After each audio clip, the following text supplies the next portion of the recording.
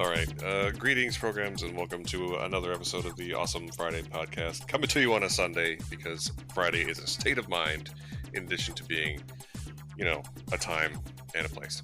My name is Matthew, and with me as always is Simon. So say hello, Simon. Hello, I'm gonna try and match your gravitas because you're a little bit sick, so you have this amazing NPR style. Welcome to Awesome Friday. Today we'll be talking about interesting things. It's interesting. I think that I might be actually really good on the radio as long as I always had a little bit of a cold. Because it reduces my energy to the point where I can speak in that uninterrupted radio voice, and it adds just a touch of gravel to an otherwise deep voice anyway, and I feel it gives me an authoritative sound that perhaps is unmatched among our friend group, at least.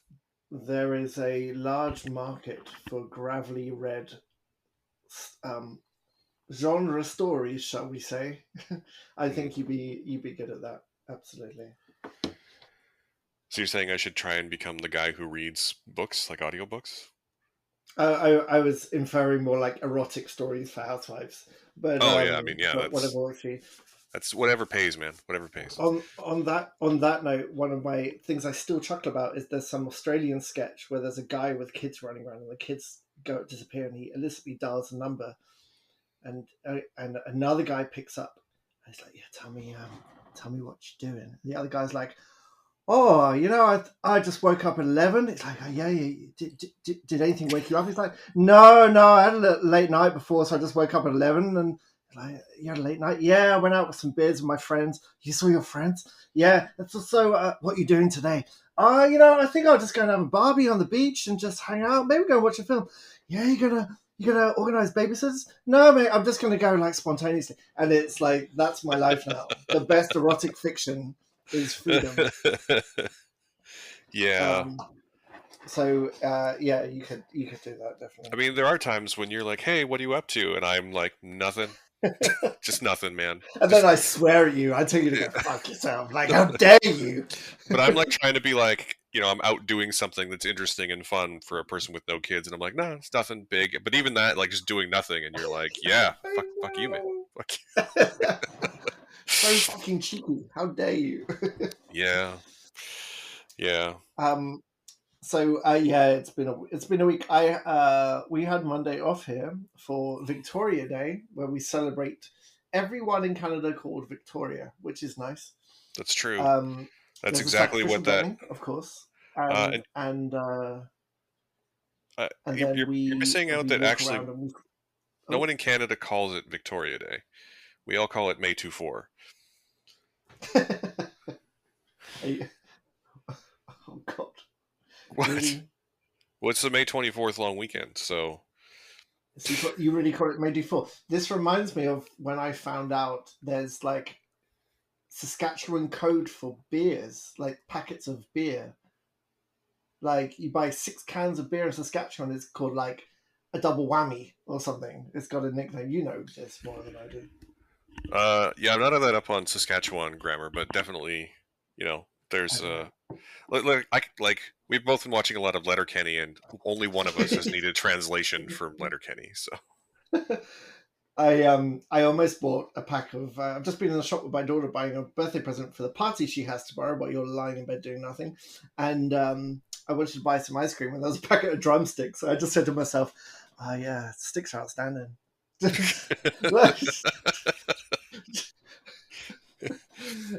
So if you haven't watched Shawsy, I thoroughly recommend it. I tried to watch the last 2 episodes last night, but I passed out because that's my life now. But Shawsy's really, really great. It's really great and really weird and wonderful. Yep. And I haven't watched the most recent 2 episodes, but I'll be doing that soon, hopefully. You two will talk about drumsticks in that way. Yeah. That's true. So, yeah, Victoria Day. But I found out on Victoria Day that one of my colleagues was sick, and so I had to cover teaching the whole week. So suddenly my week went from organized and pretty fine to absolute chaos. So I'm very glad to make it to the weekend. Indeed. It's probably a good thing that I do have kids, because I think if I didn't, I would just be like a hermit for 2 days. I would lock myself in the darkest room and watch horror movies for 2 days, which sounds amazing, to be I fair. mean, that's the dream, really. But anyway, I've just mowed my lawn because that's who I am now. I have a lawn and I've mowed it.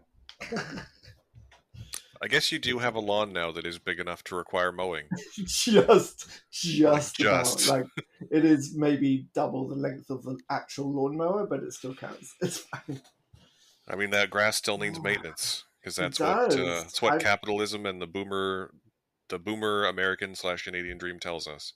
So here's the thing. I was reading up when we moved into my new house. We had these two patches of basically dirt, and I was like, "Yeah, I'm going to plant grass and read up on it." So I researched when to plant grass seed, the kind of grass seed, and then I did a little bit more research. Turns out lawns are absolutely like terrible, Oh yeah. terrible for nature, terrible for the environment, make no like sense for anything that wants to live in it. So I've tried to keep it as a girl I once knew. I tried to honor her memory by keeping it long, long and bushy. Christ. Ah, wow. And I'm sure, and I'm too sick to come up with it, but I'm sure there's a joke about, not existing in a monoculture as well. Anyway, what are we talking about this week? Well, yes. This week, we're talking about two movies, as we are wont to do. The first is what appears to be the first big international breakout in North American cinema this year, the Indian cinema action epic piece RRR, which I swear to God is the actual title. And then we're going to talk about Robert Eggers' latest effort, The Northman, which we've now both finally seen. Yes. But we're going to start with RRR. And for those of you who have never dipped your toes into Indian cinema, just be prepared for this movie to be a lot. This would be what I would say. But Simon, you have watched it more recently. I've watched it Yeah. earlier this week, and this is a movie that is 3 hours long, 3 hours and 5 minutes in Hindi. And to be clear, for anyone who's listening, we did watch the Hindi version because that is the version that is available to us on Netflix. But the film was originally shot in Telugu and I believe maybe Tamil at the same time. It is directed by S. Rajamouli, I believe is how you say his name, and starring two this of this segment of Indian cinema's biggest stars, N.T. Rama Rao Jr. and Ram Charan. Um, uh, they are two of the highest paid actors in, quote, Tollywood, which is the Telugu language film industry that they primarily work in. And S.S. Rajamouli is one of the biggest directors in that niche as well. And I find this very interesting. I don't know how much you looked into this film after trying to watch it, but the this movie is called RRR, which in the film they would have you think stands for Rise, Roar, Revolt, but it actually stands for the two main actors, Ram Charan and Rama Rao, and the director Rajamouli. They got together to make a movie together for the first time, and RRR, their initials, was just the working title, and they decided to just go with it. And then work out why it makes sense. And then reverse engineer it after the fact. They didn't, and I think this movie is absolutely bonkers in the best way possible. I don't know. How did you react to it, Simon? So I find this really, really difficult because my first reaction is that it is not good. It is not good, but I am also absolutely aware that my standard of good and bad is the kind of movies like that I'm using as my yardstick, the kind of culture that I have grown up in and evaluate movies against. And I watched a lot of movies when I was studying film at university. I watched a lot of international movies, and that's really where I started realizing the differences between world cinema, and to not just because their cinema is different from your cinema doesn't make your cinema better than their cinema. So I'm absolutely like cards on the table um, I appreciate that this is a cultural learning experience for me as well. Look, the great thing, what I love about this kind of movie that I feel like Hollywood is only just kind of getting now, is that it understands that action movies, should be escapism. They shouldn't. The less grounded they are, the better. And I'm really talking about stunts and action. And I think the best example of this is looking at what the Fast and Furious 9 director, uh, who's just left 10. What's his name? Who directed Fast Furious 9? Oh, Justin Lin, Justin Lin, who's a who brilliant also director. who also directed Fast and Furiouses 5, 6, Right. and And 4, Aquaman, 4, or am no, I, 3, 4, 5, and 6. did And he it's also been on hand to produce most of the rest of them. did he do Aquaman as well, or am I getting No, that confused? was James Wan, noted horror Right, director James Wan, right, who right, right. directed Fast and Furious 7. So 7? Fast Nine. Oh, that's right, that's right. Yeah, Fast and Furious 9 is an amazing movie because it absolutely disregards the laws of physics, because it knows that's not what you want. You want escapism and inventive, creative stunts. And I've said before many times, I think stunts should be a part of the Oscars now, because you, a stunt movie, is as uh, important to be creative as the acting and the writing and the direction and everything else. So this kind of movie, what's great about RRR is when the action starts, I guarantee you have not seen action like this in anything else, because it is so over the top. It actually goes in a recursive loop and comes right back again, and then goes over the top again in this like infinite over the top gesture. There's one point where the two men wave at each other and somehow know that that signals, you grab a bike, I'll grab a horse, and we'll hold this rope, and then we'll go really fast towards each other, leap off opposite sides of a bridge, use each other as counterweights. I'll grab this flag because the tanker will explode. And so I'll dip it in water. So when you throw me the boy who's in danger, I'll throw you the flag so you can wrap it around yourself as you go through the fire and back again. Then I will grab you and then we'll swim away. And then there'll be a 20-minute song. And the song is about, will our friendship continue while you watch me do chin ups in a tree. Like, and none of that is made up. Like, this is an hour Okay, into this movie. not only is none of that made up, it's actually a very scant description of the things that happen in that stretch of the film. Like, not only do they the 15 the long montage of these two characters who are based on real Indian revolutionaries Mhm. who have this, they both have this interesting blank spot in their sort of biographies. The history doesn't, or at least we don't know very much about them, and they didn't overlap in person. But this film basically takes these two Indian revolutionaries whose names are, and I'm just going to apologize now for all the mispronunciations I'm going to have in this episode, but NT Rama Rao Jr., who is also known as Junior NTR, which I love. He plays Komaram Bhim, who's a tribal leader and revolutionary, and Ram Charan plays Alluri Satrama Raju, who is another revolutionary who famously fought against the British Raj. And this movie, these people did not meet or have any contact in real life that we're aware of, but basically the premise of this movie is, what if they did? And what if they became best Best friends? friends, And but so like, they meet by saving a oh. boy who's trapped under an exploding bridge and also in the water and surrounded by burning oil. And their 20-minute "Are we going to become best friends" montage includes one of them doing chin-ups in a tree, the other one doing squats with the other one on his shoulders. Yeah, that's right. All the Both of while them. and this is one thing that I didn't really fully appreciate about, and I don't have a lot of experience with Indian cinema, but like, I sort of love that every time that there's a long stretch where there's music, there's singing in the music that's narrating what's happening.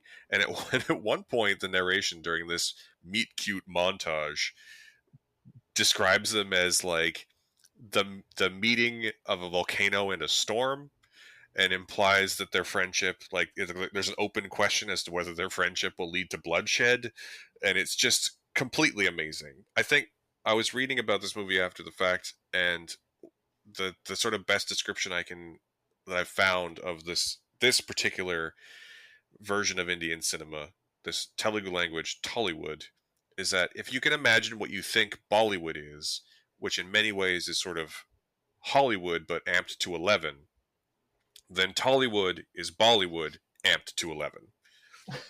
So it's just more. Like, everything is more. Everything is bigger. And Mhm. I can totally see people bouncing right off this movie. The runtime is a big ask. It's 3 hours and 5 minutes in Hindi. It's 3 hours and 2 minutes in Telugu.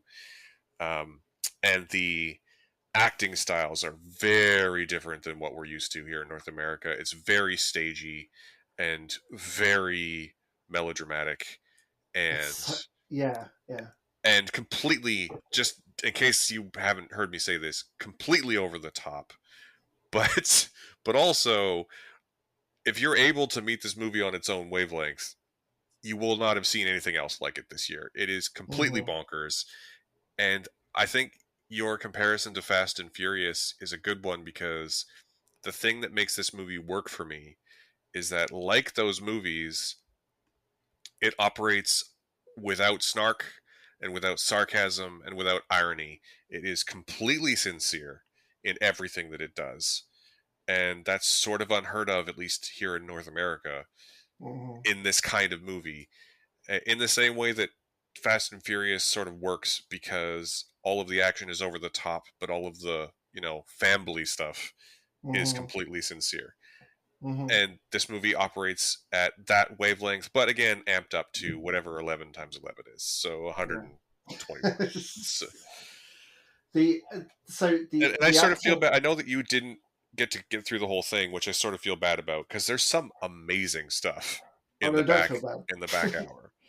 I will watch it. It's going to take some time. My bigger problem is the melodramatic style of this kind of theatre, which is kind of fun when it's the two leads who are both great at this. Like, they're really great at this hulking melodramatic strongman. And honestly, I really want to see. Oh, I've lost his name.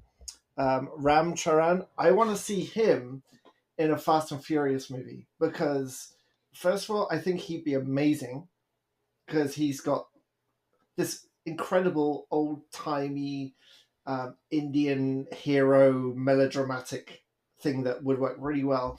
Um, just like in Triple X3, it had Pritchard. Oh God, what's her name? Oh, you're talking Pritchard about Chopra. no, you're talking about Pritchard. Deepika Padukone. Yeah, who was great. And so he was really, really good in this. So I think he'd be great in Fast and Furious. And also, he's clearly a massive star. I've never heard of him, but he's clearly huge. So that would be good for Fast and Furious's really good record with diversity as well. But the problem is that this takes place in at a time when the British Raj is in full effect, and they are horrible people. But the British delivery and acting makes me want to tear out my ears and never listen to any other voice ever again. Like, the delivery, I don't know if it's because the English was written by someone whose English wasn't their first language, or if it didn't get a pass, or if they're going for melodrama. But even then, you've got actors like Ray Stevenson, who I think is usually reliable, like, and Alison Doody, who I've seen in some other things. Just awful, the worst line delivery and act react. And I don't know if they're being directed that way. It just makes me want to scream how bad the dramatic scenes are. So I am with you on how over the top all of it is, but I think this is, and I don't want to disparage anyone, but also I think this is like, if you can meet this movie on its own wavelength, it's just everything. And I'm not, this isn't hyperbole. Everything in this movie is dialed to 11. Literally everything. Yeah. And so Ray Stevenson, I can every scene, like in my mind, in every scene, they did a take, and then the director's off to the side yelling, "Now do it bigger, no bigger, more, more." Like Well, that's a valid point, actually. Yeah. and everything about this is just more. Like Ray Stevenson plays the governor of India, and he's not just racist; he's the most racist. Yes. And his wife is played by Alison Doody, who's most people I know that will have their context for her being the Nazi blonde woman Elsa from the last Indiana Jones and the Ooh, Last Crusade. you And wouldn't she's just recognize not a her. sadist. She's the most sadistic. Like Mm. everything and everyone in this movie again is just ramped. It's not just melodramatic, it's arch. Like they are not just enemies, they're arch enemies, they're arch Yeah. villains. Like Ray Stevenson's first big monologue in the movie is basically someone's about to shoot an Indian peasant, and he goes to the soldier and says, "That bullet was made with British metals by British men in Britain, and it was brought here on a British ship. And by the time it got here, it cost an entire British pound, and you'd waste it on Wow, these man. people." Like it's like I said, like you just have to meet it on that wavelength. You just have to be prepared for everything to be the most of everything. Yeah. And I can again, I don't begrudge anyone who's bouncing off of that thing, but if you can meet it there, it's amazing. like because There are like many. Yeah. because where you're saying that like you had wanted to tear your ears off your face every time that they spoke, I was right there with it the whole time. I was like, yeah, he's the worst. He's not just he's the bad guy. There are many films in British cinema set in the Raj era with some very good actors, and they're mostly quite subtle. It's like, imagine we are really, really racist and doing terrible things, but in a really subtle like way. And this is not that. Um, there, it, there's this weird conflict I felt like the daughter that one of them befriends invites him to a dance or party, and so he goes to this party and she teaches him, and they're all like foxtrotting or whatever.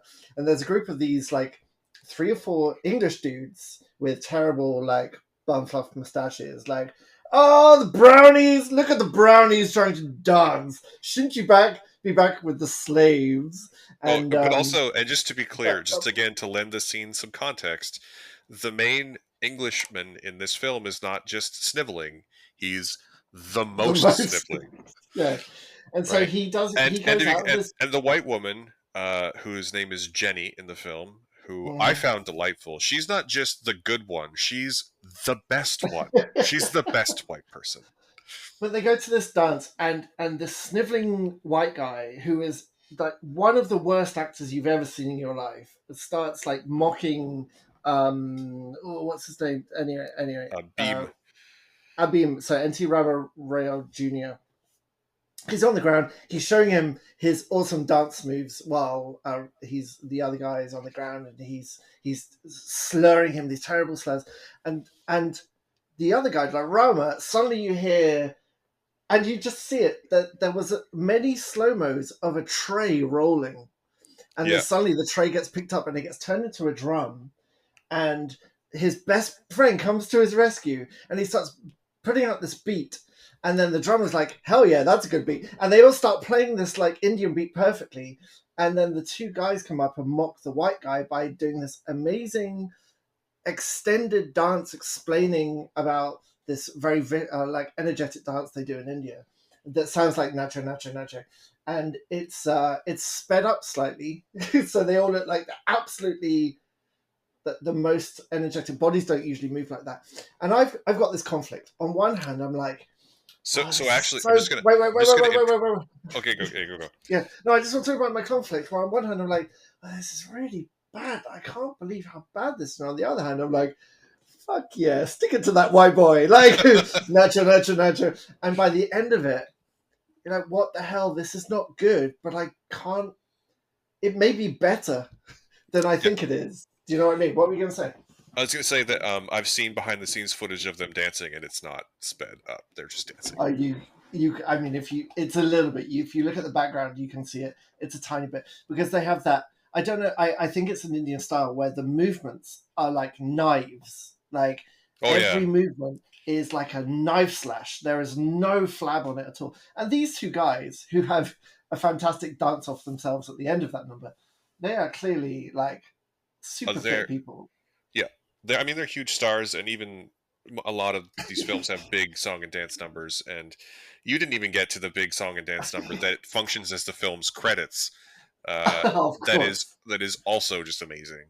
And but one thing I'll say about the scene is that, like, again, like, I don't think you're wrong, but also, like, that scene is awesome. Like, that scene is completely awesome. Like, the NT Rama Rao Jr. is on the ground, and the white man is being like, "You don't know the flamenco, you don't know this," and Ram Charam, like, starts a drum line with, of course, the one lone black drummer in the band, but that's a whole other Yeah, thing. that And is a then he whole other walks onto the dance floor in slow motion, and then they make a perfectly coordinated movement that that starts out with one of them walking up, with Ram Charam walking up, and NTR on the bottom on the ground, and they end up standing side by side with Ram Charam leaning on NTR's shoulder and being like, "Do you know Nacho Nacho?" It's just like, and it's perfect. And in Telugu, it's Natu Natu, which is, I think, better. I've listened to both versions of the soundtrack now. I'm kind of obsessed with this movie. Um, but then one thing that this film does amazingly that so many North American doesn't is that, like, when they start dancing, the camera just pulls back and lets you watch them be amazing dancers. Oh, that's Like, true. it's Yeah. so good. And all of this, like, the dance is clearly, like, broken up into several segments, but all of those segments are also quite long. So you get Mm. to see that there's one segment in particular that I love where the white the white boy tries to, like, interrupt, and Jenny, the good white woman, says, "No, I'm tired of your bullying," and then she pulls on the two main characters' suspenders and says, "Go," and lets the suspenders snap, and the whole next section of the dance is them, and they're dancing, like, with, I can't describe it, Oh they're yeah, dancing with their suspenders, and it's amazing. It is yeah. simply amazing the whole time. I can't believe you're making me love this movie in retrospect. You're absolutely right. I mean, It's a, it's just, again, you just have to sort of be willing to accept this ridiculously heightened reality. And I know that you're not through it, but you haven't even gotten to the part where, so have you gotten to the part where Beam crashes the party? who? So okay, so you haven't got there yet. So um I if you, so there's this whole, like, 20-minute segment of the movie that's basically a romantic comedy where NTR's Beam is, like, falling in love with Jenny, but they don't speak the same language, and they're having these, like, interesting communication problems, and it ends with this not to dance sequence. But then when Beam realizes the reason he's there in the city is to, like, rescue this girl that's been stolen from his village by the evil governor, and when he figures out that that girl's in the house, the governor's wife has started throwing this huge party. And the way he crashes the party to, like, get into the party to save this girl is he loads up a truck, and you don't see what he's loading the truck with, but he's loading up a truck, and he climbs in the back, and someone else drives it at high speed through the front gate, and comes skidding to a halt, and does, like, a fishtail move and slams against a barrier, and this covered truck opens up, and NTR Junior NTR goes flying through the air with torches in each hands, flanked by all of these wild predators that have been in cages in the back of the truck the whole time. And it's like a perfect illustration of the rest of the movie. There's a leopard and a tiger and just, like, everything you can think of. At one point in the ensuing ridiculous action scene, a leopard attacks NTR from behind, and he grabs it and throws it at a British soldier, who then has his throat ripped out. It is it is legitimately incredible to watch. And, like, Wow. and that's the mid section of the movie, not even the finale. So, like, you have Oh shit. yeah, you need to watch this movie, man. Like, I cannot recommend at least giving it a try to everyone I, listening, I at least will. I once. will. Yeah. I mean, I do. When if I'd had time, I started thinking I would just fast forward the parts that maybe want to tear my throat out with a leopard and just get to the action. But I think I'll watch it in chunks and And to be fair, that's exactly what I did. I watched it in, fair like, enough. I think I watched, like, three like a couple of half hour and a couple of 45-minute chunks, Yeah. and it works. It's so long and it's kind of so many different kinds of movies that you're able to do that. I And imagine and if you're honestly, from. like if you if you fast forward through a lot of the like acting, which I know it's a different style culturally and just like performatively, but also if you fast forward through that stuff, you will miss scenes, amazing scenes of like multiple times in this movie, people say things like, "I may be going to my death, but at least I will have had your friendship, which is more important than my life." Oh my God! Stop! Make it stop! Make it stop! Make it stop! Uh, And you'll miss the part where, like, at one point, Beam is captured by the evil British, and is the governor demands he be whipped until he kneels, and the governor's wife gives the person doing the whipping a bullwhip that is also laced with nails and glass. But rather than kneel, Beam sings a song that is so inspiring the entire crowd watching revolts.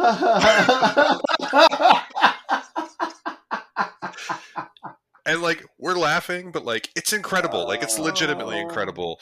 I the have problem. I started watching another. I like this so much that I've literally started seeking out other Wow, Indian film. this has been an awakening for you. It's great. It's so great.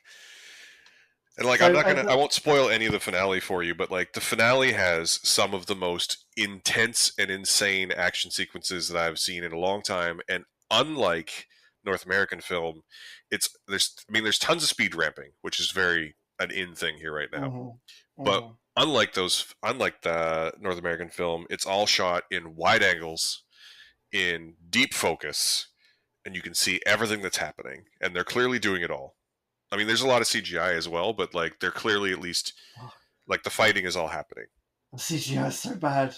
The Oh, it's train, the one train, the train like, was the train and the tiger were like 1990s cutscenes, but I but it it's so almost sincere though. adds But to it's it. so Yeah, yeah, sincere. absolutely, yeah. It adds to the kind of almost comic feel of the whole thing, right? Yeah, And the I imagine if you're part of this culture, if you're part of a culture that knows and understands how to uh, watch this kind of thing, this is probably one of the best things you've ever seen. Like with these two massive stars, this is your end game, right? This is imagine people from this culture in a cinema watching this. How imagine people from our culture watching this in a cinema? It just feels like you need a big group of people. Like there's very few. it Oh God, I it can't does believe feel I'm like saying that. this, but there's very few movies I've seen recently that I would think, oh, I would like to go to the film theater and watch this, but this might be one of them. What have you done to me? Yeah, I I came mean, to in. be I fair, came. I've seen video clips. You can find them on YouTube, of people in theaters watching the Telugu language version of this, and like when people show up on screen, the crowd goes nuts, like they were Yeah, Captain America or Thor or whatever, yeah, right? Like, and that's in great. in this version, in Indian cinema, they don't have franchises like we do in like Marvel and DC, but that's because people like Ram Charam and Junior NTR and SS Rajamouli basically are the franchises, right? You show up to see Hmm. them. There, Hmm. it's interestingly akin to like old Hollywood in that like you go to the movies to see a movie star, right? Like we don't Yeah, really have yeah. movie stars in that way anymore, but they seem to have that, and it's You know, it's it's kind of delightful. so I was thinking of that about Ram Charan actually when he catches the painter guy. Where the painter is running away from them because he knows the information. And he bursts through the door, and you just know that Ram Charan plays this like police officer with, and his moustache is should get best supporting actor. And you know he's there. You know he's going to grab him. You know he's not going to look at him, and you know it's all going to be in slow motion with a focus on his face as he turns and looks at this guy. And this guy is like proper old school Hollywood. He Hmm. really is, and I would love to see him in the next Fast and Furious. I think it's just like a match made in heaven, and I hope if that happens, the director understands where he comes from and gives these people like a good slow mo moment with him like walking out of a river, like wrestling a tiger and a crocodile. and making friends with everyone at the same time, and then going to his best friend's house to have curry with his parents. That was one of my favorite parts of the montage. Was that they're doing squats and like chin ups and like bike riding, and then let's have dinner with my mum. I mean, I suppose if you wanted to have a Western director like tone it down for him, yeah, you could do all of those things. Yeah. But I don't know. I mean, this is also the How many kind of movie that stars? Yeah. this is also the kind of movie where toward the end, in the second, I guess the second to last action sequence, the one where the two characters come because they have a falling out and they have to come back together as friends, Of course they do. and at one point, at one point they um, Ray Stevenson's governor is driving towards an execution in a car, and a tree gets knocked down onto the road to stop the car, and when the car hits the tree, everything goes into slow motion, and not only is Ray Stevenson launched from the car, but also his custom Evil Man rifle, which is the most evil looking rifle, is also launched from the car, which he then also catches in midair, aims perfectly, and shoots at the car ahead of them that's led them into this trap. And the bullet hitting that car causes it to flip 3 times in the air and throw our hero off into the bush. Like, again, Wow. I can't begin to fully manage anyone's expectations here about how much more this movie is. Like, this is the most movie. It's the most movie. It's all movie, all of the movie. It's Fuck it, I am going to finish it. Oh, God. yeah. I didn't think I was going to watch anymore. How many stars are you giving this? Oh, I'm giving it 4 stars out of 5. Wow. Yeah.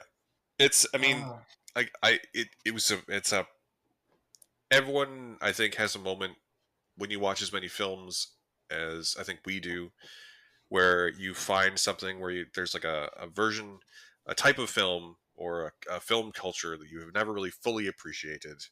And I think it's far more common in North America to be like to discover French cinema or to discover the cinema of hmm, Japan. And but there's it usually takes that one film that you finally see where you're like, I get it. I yeah. get it now. And this has been that movie for me, 100%. And Wow, that's I amazing. have seen lots of other Indian film before, both big productions like this, and there's lots of small art house film out of India that's amazing. A great one that played at VIF a couple of years ago was called Lipstick Under My Burqa. Is a great film that is just about these women who live in an apartment block, and they all have it just really explores their lives for a week. It's a wonderful film. Cool. Um, but but this is the one that made me appreciate that made me go like, okay, I need to seek out more like Yeah. Indian epics Do and you know what I'm going to be really interested in is every year at the Oscars. The Oscars is meant to be a celebration of worldwide cinema, and every year at the Oscars, there's one foreign film that has made bank somewhere, like Parasite, that is recognized, and that's the Oscars going, look, we do recognize international film. Um, I would be very interested to see if this makes any dent in the Oscars because the style of it all will. of it, It the 100%. style of, well, that's the thing, the style of it is such the antithesis of what American cinema considers to be proper cinema, and yet this is one of the biggest like movies in an entire part of the world. It'll be Yeah, very see, interesting to see if it picks up anything. it's not. It won't. I don't think it will. And the reason for that, and I think I can't remember off the top of my head, and I don't have it in front of me, but I distinctly remember this past year sometime reading, and it was all about, uh, Parasite and Drive My Car, and uh, it was interviewing filmmakers from around the world, and I can't remember whether it was. I want to say it was Guillermo del Toro, but I think it was actually uh, Bong Joon Ho who said. I think it was after winning all those Oscars for Parasite that he was like, "It's just a local awards show, Mm, right? Like, there's more to the world than the Oscars. The Oscars mhm, are a local award show to Hollywood, California. Like, not even necessarily just America, but to Hollywood, California." So mhm, it's interesting because I've drifted away from having the Oscars be important. And I love the Oscars, but they don't mhm. really. I've fully accepted they don't really mean anything anymore. Yeah. And so this is not going to get any kind of recognition at the Oscars. It's not breaking big in the same way that, say, a Parasite or a Drive My Car even did Mm. on the Hmm. festival circuit that it would need to for the Oscars to give it recognition. And the Oscars very famously don't really care about box office success, which Mm. this is the I mean, it became the second highest grossing film in India less than a month after it was released, like to give you an idea. And not just like in India that month, but like in India ever. And I think it's the third highest grossing film Mm. worldwide for an Indian film. That's But that's class. just not the kind of thing. I mean, if they did, then The Dark Knight would have won a shit ton of awards, right? Because it was one of the Mm. first big $1 billion with a respected actor and all that stuff. And Hmm. that's just not how they roll. So it's not going to. Yeah. So Yeah. yeah. Anyway, I fully recommend watching RRR. I At least in America and Canada, it is available in Hindi on Netflix. And 4 stars out of 5 for me. I really love this movie. after an hour, I was ready to give it 1 to 2 stars, but the more I talk about it, the more I think I might have enjoyed it more than I thought I had. Does that make any of that make sense? Yeah. I think it's the kind of movie. The problem is that when you compare it to the kind of acting in cinema that we're more used to, it does come across almost like an airplane style satire. Certainly, the acting does. So it And definitely comes if you, across cartoony, but I think that kind of comparison is a mistake. yeah, yeah, no, I don't disagree. And so what I was going to say is that if you don't treat it as a satire, but treat it as like this hyper real melodrama, including the terrible English lines, but the style really suits everything else apart from the English people. I really think it's if you are the kind of person who drinks or maybe likes to get high and have lots of snacks, this is a great movie for that. Is to uh, treat it almost like some kind of visual party. It's not like any film you've ever seen, unless you happen to have watched a lot of films from this region, which I'm almost positive you haven't, because I've seen so many films, and I am. This is a massive hole in my cultural understanding of that part of the world cinema. You once, like you say, once you're on board, you're going to be blown away by many aspects of this. Yeah. And watch it in a group. If you've got a bunch of people who enjoy seeing one man wrestle a CGI tiger by pulling like the trap which is wound around trees, like pulling the trap towards him with his biceps, and then apologizing to the tiger, saying, "Sorry, I really needed you for what I'm about to do," and then never referencing the tiger again ever. Oh yeah, you're Like, just not far enough into the movie to see the tiger again. That's all that's oh, happening does the here. tiger come back? Oh, good. Did you Okay, I'm not hear definitely the? going to watch it. Did you not hear the part where he crashes a party with a truck full of predators? I thought they were already in the truck. Yeah. Okay. And you haven't gotten to the Yeah. big action finale where they fight off the entire British army by themselves with a bow and arrow, or Wait, the is one of them the bow and the other one's the arrow? Because that no. wouldn't I mean, I don't surprise want to me a bit. spoil it for you, but one of them has a bow and arrow, and the other one has his fists. Uh, there's a great scene where I think if I remember correctly, he punches a person off of a motorcycle and then picks up the motorcycle and bashes another person with it. God, Um, I wish we lived in the timeline where movies like this got video game adaptations, because yeah, I would play that. and you also haven't gotten to the point where when the two mains have their falling out and they have to face each other. And just to be clear, if you thought there was any subtlety in this movie, you were wrong.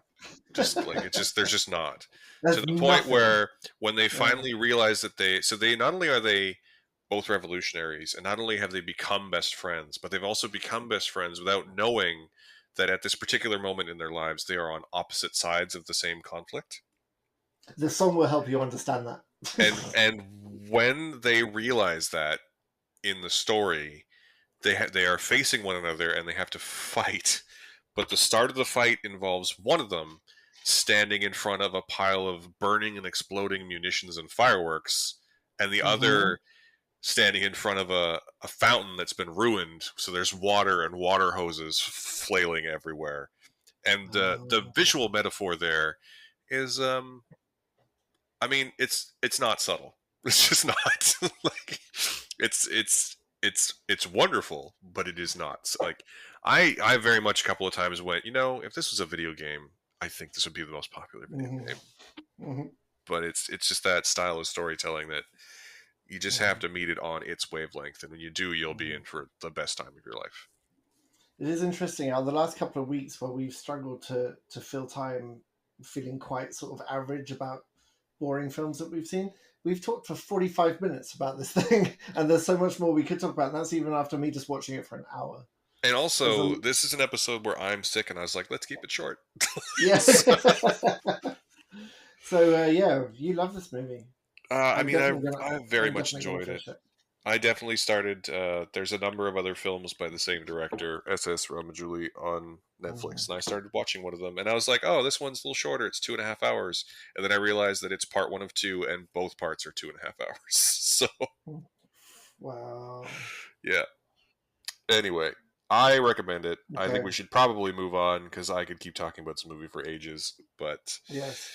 are you even going to give it a star rating? I don't know if you've seen enough to really fairly do I that. came, I started today after an hour thinking this is going to be a 1 to 2.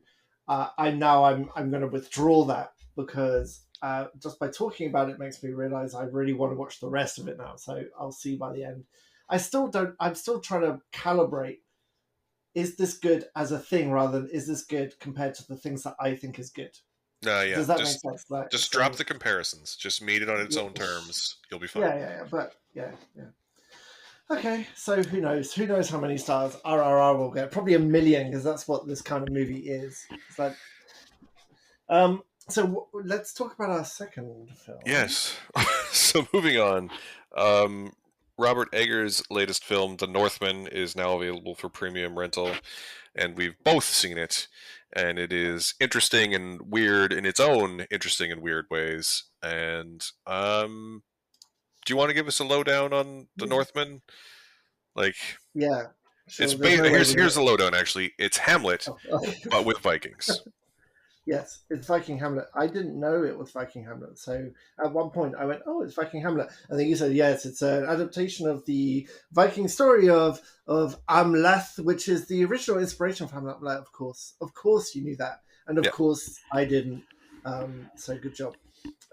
So basically, there's a family, and they have a son, and they're Vikings, and then Shock, the brother, does a power grab, and this isn't really a spoiler. This happens quite early on, and as soon as you meet the brother, you know exactly what's going to happen. So it's not really a spoiler.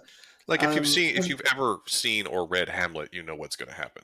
So yes, well, and then the son escapes. He's very young. He escapes, and then there's a big time jump, and we see him. And in the meantime, he has gone around Viking land and basically taken everyone's muscles.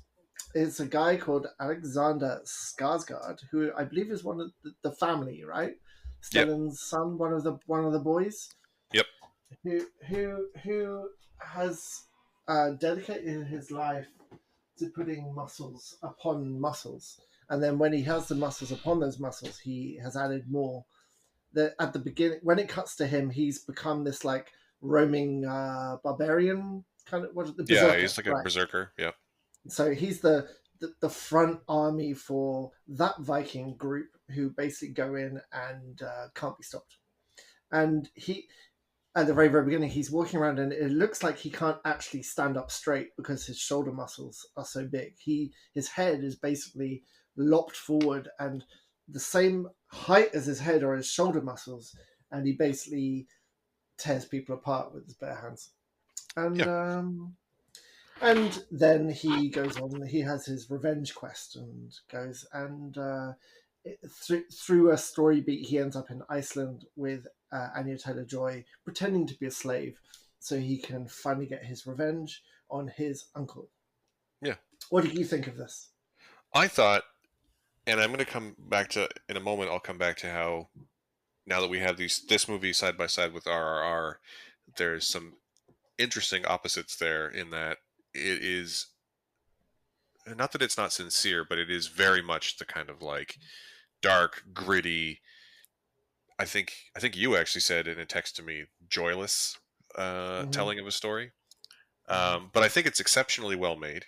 Robert Eggers has a real flair for directing, for pointing a camera, for long takes, and for there's an authenticity in his films in the production design and the way that they're shot, and Hmm. that I very much appreciate. It is not a happy movie though. Like it is. It's a dark tale of revenge. It's a tragedy, so everybody dies at the end. That's not a spoiler because again, you have to have read Hamlet at least once in your life, right? Like I don't really. People read I, Shakespeare still, right? Like I I'm not no, aged out of school, right? I Um, I have taught so many mid-20s who have never read any Shakespeare in their life. oh, that's upsetting. Anyway, Yeah. I mean, it's very well made. It's very well acted. I will probably end up giving it the same 4 out of 5 that I gave Mhm. RRR, but for entirely different reasons.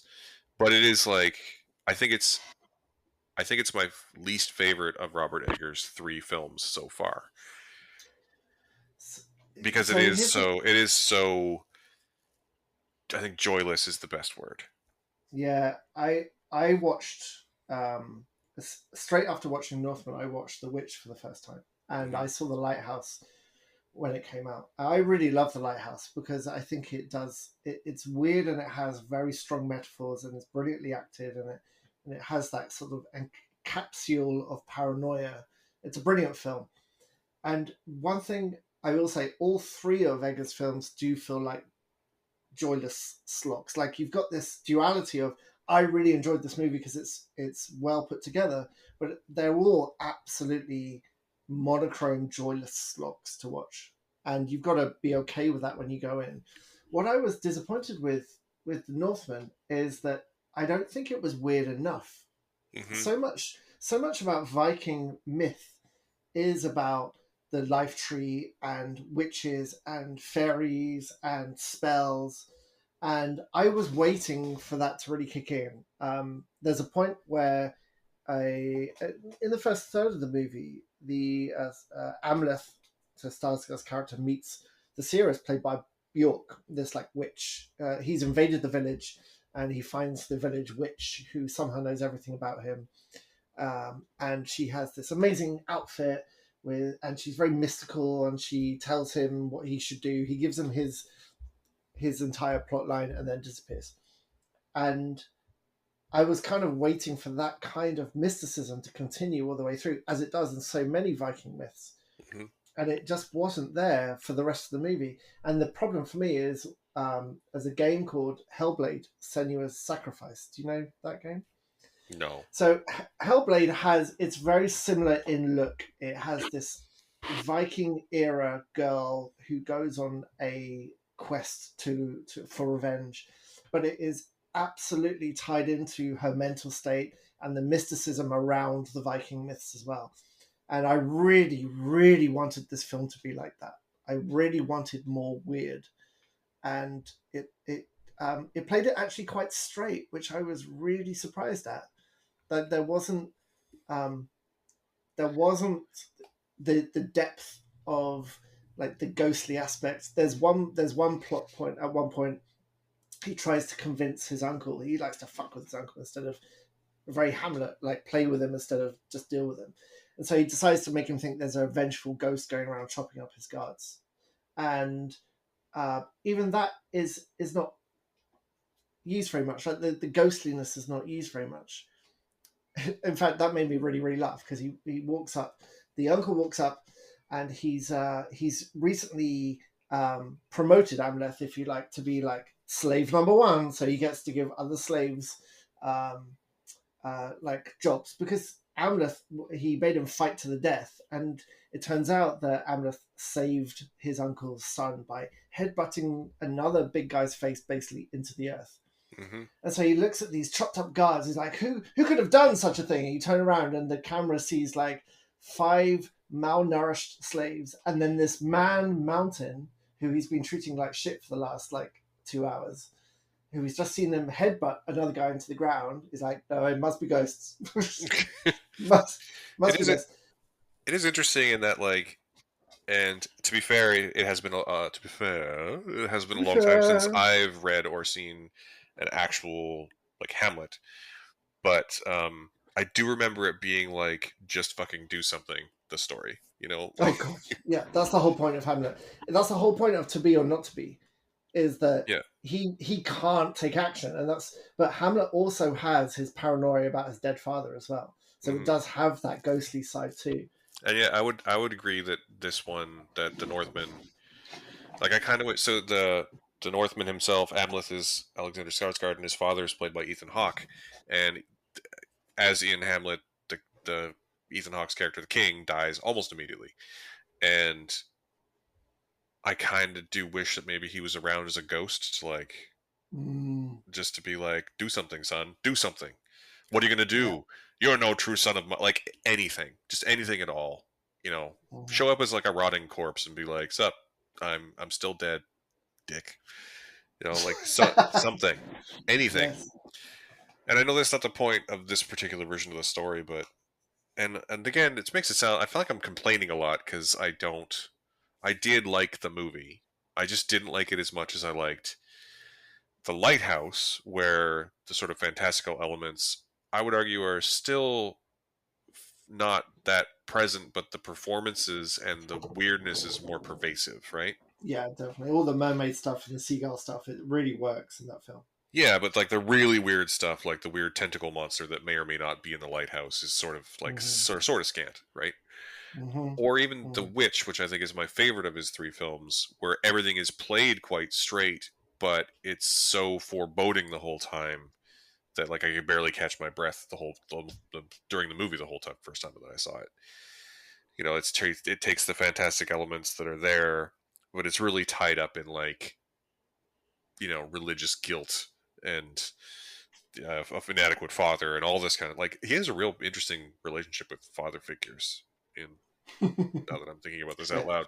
Um, but yeah, I think that it wasn't weird enough is probably a really good criticism of this movie. Hmm. And it's interesting to talk about The Witch. My takeaway from The Witch is that it would have been a million times better if the parents hadn't been right. So all the way through The Witch, they are these paranoid. Oh, there's a witch. We must be extra Christian, Hmm. and even if that means like being blind to our current situation.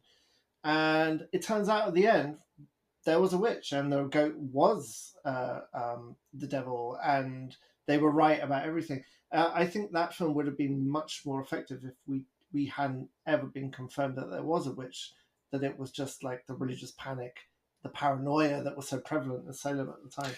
That's And interesting I because and that movie, for me, that movie confirms there's a witch immediate, like right at the very beginning. Like you see the yeah, witch like right at the very and beginning. I think and I would have taken that. I would have taken the baby, like the baby mushing scene out. I would have taken the final scene out. I would have taken out maybe even like the devil talking through Black Peter, and have it like I just have it walking into the woods at the end, and like, oh, maybe there is a witch. Maybe it was a witch after all, or maybe it was just this satanic panic that killed so many women in Salem because of religious paranoia. But it wasn't religious paranoia because there was a witch, Yeah. and they I mean, were right. the And movie is very much billed as like a horror movie where there's a witch, but it's actually really a movie about the horrors of being an inadequate person, and also there's a witch who lives in the woods. So it's be nice to the witch in the woods, yeah. definitely. So yeah, it's so my parallel between the witch and the Northman is that I don't think Eggers got the mystical element right in either of those movies for me to be the most effective. Hmm. and and I kind of regret seeing Lighthouse first, because I think the Lighthouse gets the old Sea Dog suspicions, and what you mentioned about the possible tentacle monster, the mermaid like hallucinations, the seagulls. I think the balance in that film of the mysticism and the paranoia and the isolation is pretty much perfect in Hmm. that film. And so I don't think his other films get it, either showing too much or not using it enough for me. I would say it might be worth noting that the witch, and there's obviously some, like, I've seen it multiple times tied up in this too, but both the first time I saw both the witch and the lighthouse were in theaters, and those movies are super effective with a group of people. Mm. Like the witch is the kind of movie where at the end there was like silence, like stunned Mm. silence, and it was Yeah, I'm not a super fan. effective, right? Yeah, yeah, And not just like people being like, well, that wasn't good, but people being like, holy shit, like what the yeah. what, like, Well, that ending goes places, yeah. definitely. And I feel like the group experience of watching a film may be important to his films, Hmm. maybe, because I feel like there's definitely parts of the Northman that if I had been in a crowd may have been more impactful. Maybe. I also think that he underused Anya Taylor-Joy in the trailer. There's lots of her like spell casting, and honestly, she is born to play this like Earth Witch. Yeah. She's got such a distinctive look about her.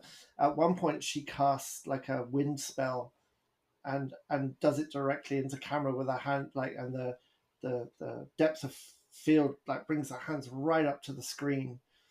And I thought that was really effective. Really loved that, and I just and that's Well, near the end of the movie. I'm like, why wasn't there more of that in this yeah. film? I mean, say what you will, but Edgar's knows how to point a camera, Oh yeah, oh and yeah. he does know how to get great performances out of the people that he works with. Hmm. Like, Oh yeah. I mean, it's a I, really well made film. yeah. It's really, really well made. It's the action is brilliantly choreographed. Everyone is really committed to it, and it doesn't look like a fun thing to shoot. Skarsgård said it was pretty miserable for the months of filming this, basically in mud.